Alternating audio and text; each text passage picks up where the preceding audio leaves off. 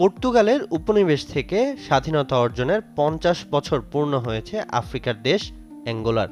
স্বাধীনতার এই সুবর্ণ জয়ন্তী উদযাপনের দারুণ উপলক্ষ পাচ্ছে আফ্রিকান দেশটি। বিশ্ব চ্যাম্পিয়ন আর্জেন্টিনার সঙ্গে একটি প্রীতি ম্যাচের পরিকল্পনা অ্যাঙ্গোলা বেশ আগে থেকেই শুরু করেছিল। শুধুমাত্র এক ম্যাচের জন্য তারা খরচ করছে প্রায় ১৫৯ কোটি টাকা। স্পোর্টস নিউজ আফ্রিকার প্রতিবেদন অনুযায়ী ঐতিহাসিক এই ম্যাচটির জন্য অ্যাঙ্গোলা আনুমানিক প্রায় ১৫৩ কোটি টাকা আর্জেন্টাইন ফুটবল ফেডারেশনকে দিয়েছে। ১৪ নভেম্বর দক্ষিণ আফ্রিকান দেশ অ্যাঙ্গোলার রাজধানী লুয়ান্ডায় প্রীতি ম্যাচে নামবে আলবিসেলেস্তেরা।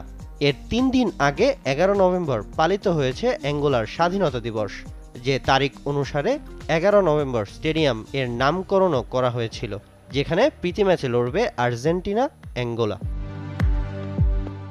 বিশ্ব চ্যাম্পিয়নদের বিপক্ষে ম্যাচের জন্য বিশেষ জার্সিও বানিয়েছে অ্যাঙ্গোলা। স্বাধীনতার পর থেকেই দেশের নিয়ন্ত্রণ people's movement for the liberation of অ্যাঙ্গোলার অধীনে। এদিকে আর্জেন্টিনা জাতীয় দলে প্রথমবারের মতো ডাক পেয়েছেন কেভিন ম্যাকঅ্যালিস্টার। ২৮ বছর বয়সে লিভারপুল তারকা অ্যালেক্সিস ম্যাকঅ্যালিস্টারের বড় ভাই এনসো ফার্নান্দেস ইনজুরিতে পড়ায় আলবিসেলেস্তে স্কোয়াডে যুক্ত হয়েছেন বেলজিয়ামের ক্লাব রয়্যাল ইউনিয়নের এই ডিফেন্ডার।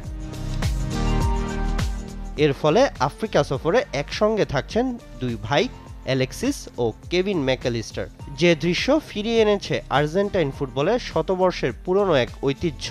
আলবিসেলেস্তেদের ১০০ বছরের বেশি ইতিহাসে এর আগে ২৯ জোড়া ভাই জাতীয় দলের ডাক পেয়েছেন একসঙ্গে। ম্যাকঅ্যালিস্টার জুটি সেই তালিকায় ৩০তম, যার মধ্যে ১২ জোড়া ভাই আবার একই ম্যাচে খেলেছেন একসাথে। এই শতকে একমাত্র উদাহরণ মিলিত ভাইদের গ্যাব্রিয়েল ও দিয়েগো মিলিতো। তারা শেষবার একসঙ্গে খেলেছিলেন ২০১০ সালের ৮ অক্টোবর সাইতামায় জাপানের বিপক্ষে ম্যাচে। এরপর বুর্দিসো, ফুনেস মোরি, সিমিওনে, কার্বনি অনেক ভাই জুটি তৈরি হলেও কেউই একসঙ্গে মাঠে নামার সুযোগ পাননি।